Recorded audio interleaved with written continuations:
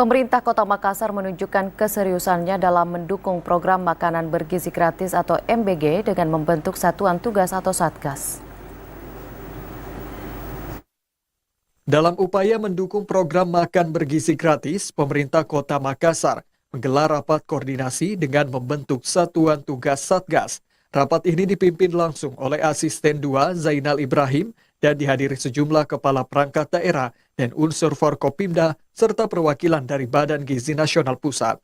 Dalam arahannya, Zainal Ibrahim menegaskan pembentukan Satgas MBG ini merupakan langkah strategis untuk menindaklanjuti arahan pemerintah pusat dan memastikan program prioritas nasional.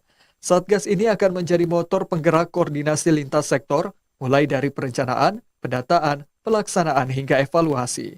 Satgas ini juga bertanggung jawab untuk memetakan kebutuhan di lapangan, termasuk mekanisme distribusi, keterlibatan sekolah, tenaga kesehatan, penyediaan pangan lokal, hingga sistem monitoring, agar pelaksanaan program tepat sasaran.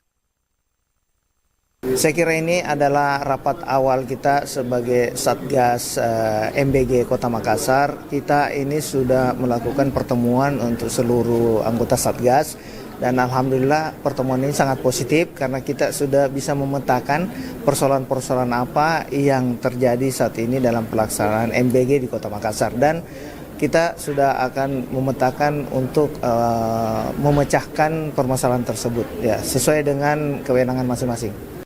Dengan terbentuknya Satgas Percepatan Pelaksanaan MBG diharapkan program ini dapat segera diimplementasikan secara bertahap.